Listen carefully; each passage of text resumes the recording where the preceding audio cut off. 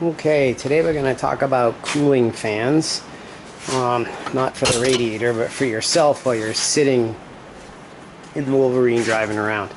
Down here in Florida, I do have the windshield with the vents on it, but it gets hot here, and if you're going through slow trails, no wind anywhere, and not a lot of wind is going to be coming in through this at very slow speeds through your vents. So I decided to put some cooling fans in to the roof to cool you off while you are in those situations. Now, I saw a few of the other guys in the forums do it. It looked like a good idea. I'll explain how I did it. Well, we'll start with the wiring. So, if you have watched some of my other videos, you'll saw that I installed a fuse panel. So it was pretty simple. I just came right off the fuse panel right here where this 15 amp fuse is. Now, the fans that I'm using use just under 7 amps each at full power. So I put a 15 amp fuse in there. I probably should go a little higher. I just want to see if that pops at 15. I'm also going to do a voltage draw, and I'll come back later and post that into the forum what the voltage draw was. I needed a new battery for my meter, so I will get that done within the next few days, and then I'll post what the actual current draw is of the both fans. So I just tapped into my fuse box, and then I ran the wires to a relay behind the dash, which I have that relay video that shows you how to hook a relay up. And I had already put in a fan switch, cooling fans right here. So I hooked up the relay, connected the relay to the switch, and the 12 volts in another video I have where you saw I ran the wiring up to the roof. I had run wiring not only for cooling fans but for windshield wipers, which will be a coming soon project that I'm waiting on just a couple more parts and I'll be able to put it in. So about these fans, it started off, one of the guys in the forums posted something similar with one fan in the center of his vehicle. It looked like a good idea, so I decided to try it. I also saw there was a company selling one fan to put in the middle of a Polaris Razor RZR. So I started looking. Now, I saw these fans everywhere from anywhere from $19.95 to $49.95 each. They're 12 volt, 80 watt, 12 inch fans. And then I started to come across aluminum fan shrouds for cars. And I came across one for an old Acura NSX, and they didn't have black fans, they only came in blue, and it was polished aluminum, but for some ridiculous reason on Amazon they were $28. So I bought the whole fan shroud with the two fans for 28 bucks.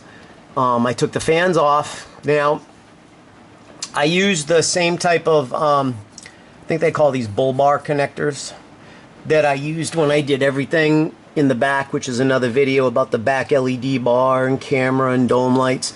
I used the same type of brackets on the front, and then on the back I use these large thick ones only because they got me a little bit higher to the top of the roof since the roof is sloped. So I will put down all these brackets, everything that I used. I'll put links in the description and also in the forum where I'll do a post. It's a little difficult to get you a whole shot of everything close up because there's no room in here. So here we go. So when you're outside, that's it inside, to give you an idea of, there you go. So you can see.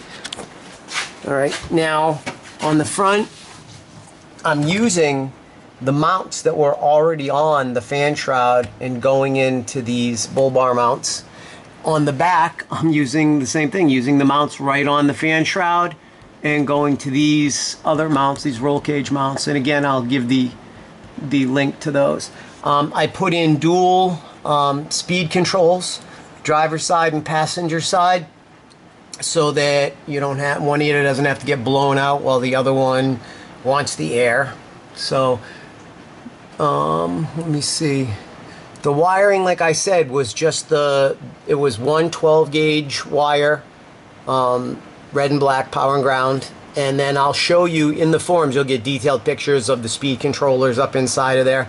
So for those of you that have watched before, I just turn on my main power, and that turns on the fuse panel from the second battery, and then all of my switches become active. And then we'll turn on the cooling fan switch, and then you just start to turn up one of the knobs, and they move a really good amount of air.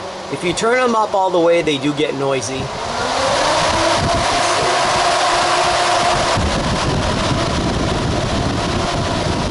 But they move a lot of air. So I think it's going to work out really, really well. Now, the only thing that I should say is I will put the link for this fan shroud, but when I saw it for $28, I ordered it immediately because I said that probably isn't the norm. And the day after I ordered it, now they just say currently unavailable.